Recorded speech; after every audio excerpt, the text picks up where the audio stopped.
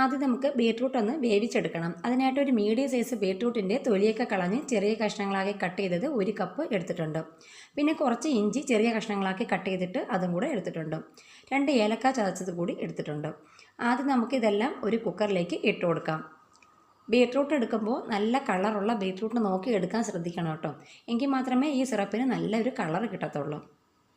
ഇനി ഇതിലേക്ക് മധുരത്തിന് ആവശ്യമായിട്ട് 2.5 ടേബിൾ സ്പൂൺ പഞ്ചസാര കൂടി ഇട്ട് കൊടുക്കാം. അപ്പോൾ പഞ്ചസാരയും കൂടെ ചേർത്ത് കൊടുത്തതിന് ശേഷം ഇനി ഇതിലേക്ക് 1 കപ്പ് വെള്ളം കൂടെ ഒഴിച്ചു കൊടുക്കാം. ഇനി നന്നായിട്ടൊന്ന് ഇളക്കി കൊടുക്കാം. ഇനി ഇത് അടച്ച് വെച്ച് ഒരു 3 വിസിൽ വരുന്നവരെ വേവിച്ചെടുക്കാം. ആദ്യം 1 വിസിൽ വന്ന് കഴിയുമ്പോൾ പിന്നെ മീഡിയം ഫ്ലെയിമിൽ ഇട്ടതിന് ശേഷം 2 വിസിലും കൂടെ അടുപ്പിച്ചെടുക്കാം. അപ്പോൾ ഇതാ നമ്മുടെ ബീട്രൂട്ടൊക്കെ നന്നായിട്ട് വെന്ത് സിറപ്പ് തണുത്ത് വന്നിട്ടുണ്ട്. ഇതുപോലെ നന്നായിട്ട് തണുക്കണം കേട്ടോ.